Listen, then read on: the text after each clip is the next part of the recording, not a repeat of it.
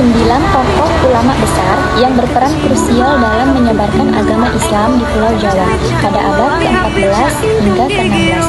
Mereka dikenal menggunakan pendekatan budaya, kesenian, dan pendidikan pesantren yang moderat, sehingga Islam dapat diterima dengan cepat oleh masyarakat setempat. Secara bahasa, wali berasal dari bahasa Arab, wakil atau orang yang dicintai Allah, sedangkan songo adalah bahasa Jawa yang berarti senja. Yang pertama ada Sunan Gresik atau Syekh Maulana Malik Ibrahim, adalah wali songo pertama yang menyebarkan Islam di Jawa pada abad ke-14. Beliau menggunakan pendekatan damai dan toleran melalui perdagangan, pengobatan gratis, dan pendidikan di Gresik. Strateginya yang humanis membuatnya diterima masyarakat Hindu, Buddha, dan berhasil meletakkan dasar pesantren. Asal-usul kedatangannya, Maulana Malik Ibrahim diperkirakan berasal dari Persia atau Arab.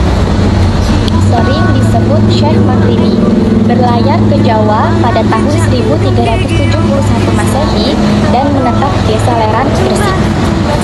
Beliau juga dikenal sebagai tabib yang mengobati masyarakat secara gratis yang membantu meningkatkan simpati terhadap Islam.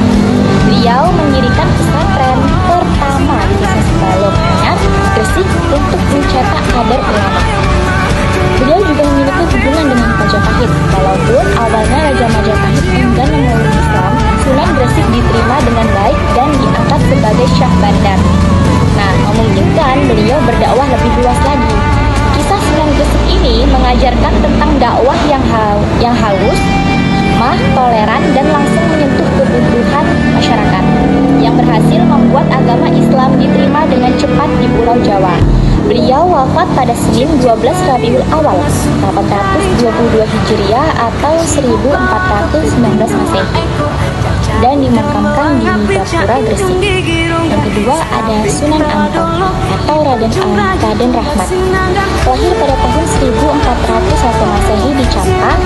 Beliau ini tokoh wali songo yang terkemuka, mendirikan pesantren Ampel Gentah di Surabaya, pusat penyebaran Islam pertama di Jawa. Ia dikenal dengan strategi dakwah kultural yang santun serta ajaran moral yang paling terkenal yaitu Moh Minor.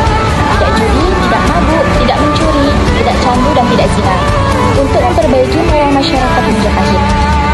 Ada nih cerita yang menarik guys, yaitu Mbah Soleh.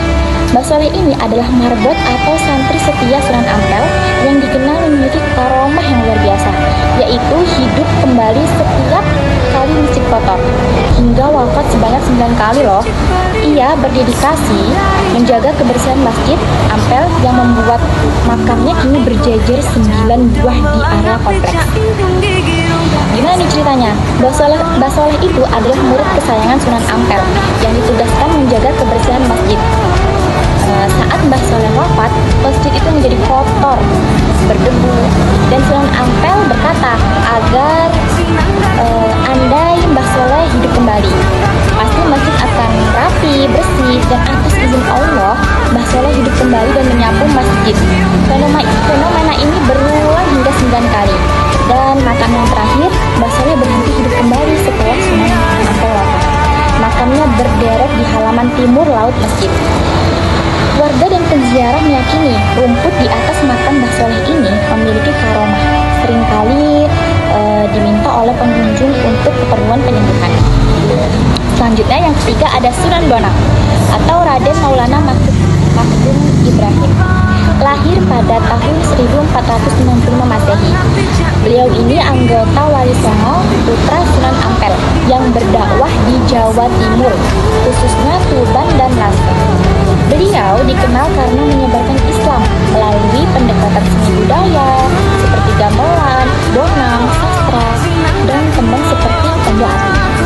Sunan Bonang wafat pada tahun 1525 Masehi dan dimakamkan di Kabupaten Tuban, sebelah barat alun-alun dekat Masjid Agung Tuban. Yang keempat ada Sunan Giri. Beliau lahir pada tahun 1442 Masehi dan wafat 1506 Masehi. Beliau anggota Wali Songo yang berdakwah di Gresik, Jawa Timur dan mendirikan kerajaan pesantren Giri Kedaton, dikenal sebagai Raden Paku atau Joko Samudro. Beliau adalah putra Maulana Ishak dan Dewi Sekardadi. Ia mendirikan pusat dakwah di Bukit Diri, berpengaruh besar hingga keluar Jawa, serta menciptakan karya seni seperti Tembang Asmara Damai. Nah, asal-usul beliau ini lahir di Blambangan, Banyuwangi pada tahun 1442 Masehi. Beliau dibuang ke laut karena dianggap membawa wabah atau fitnah. Ia dibuang ke laut dalam peti kayu saat bayi. Kemudian peti tersebut ditemukan oleh kapal Nyai Ageng Pinati, seorang saudagar kaya dari Gresik yang kemudian mengadopsinya dan memberinya nama Joko Samudro. Setelah remaja, ia dikirim belajar ke pesantren Ampel Denta atau pesantren Sunan Ampel dan diberi nama Raden Ainul Yakin. Yang kelima ada Sunan Kalijaga. Lahir sekitar 1450 Masehi. Beliau adalah salah satu dari wali songo yang menyebarkan Islam di Jawa melalui pendekatan kultural, bijaksana, dan toleran.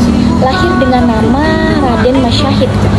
Beliau adalah putra Bupati Tuban. Ia dikenal sebagai wali Islam dengan budaya lokal seperti wayang, gamelan, dan tembang, menjadikannya tokoh kunci Islamisasi di Nusantara.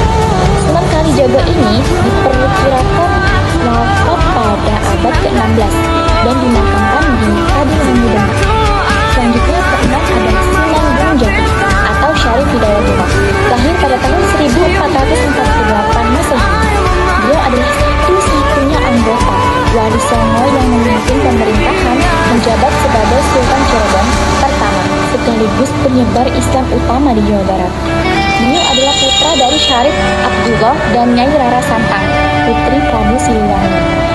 Mengembangkan dakwah melalui pendekatan kultural dan struktural, mendirikan Kesultanan Banten serta wafat pada abad ke-16. Wafatnya dimakamkan di Bukit Sambung Gunung Jati, Cirebon. Selain masjid dan kesultanan, beliau meninggalkan warisan berupa metode dakwah yang bijaksana dan toleran, serta pesan untuk menjaga tradisi dan peduli fakir miskin. Selanjutnya yang ketujuh ada Sunan Derajat atau Raden Kasih. Beliau adalah salah satu wali songo penyebar Islam di Jawa Timur pada abad ke-15 yang dikenal dengan jiwa sosial yang tinggi, berfokus pada kesejahteraan fakir miskin sebelum mengajarkan Islam.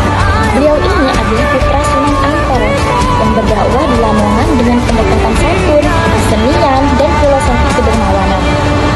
Beliau mendapatkan gelar Sunan Mayang Madu dari Raden Patah pada tahun 1520 Masehi atas keberhasilannya mengatur wilayah dan kemakmuran rakyat.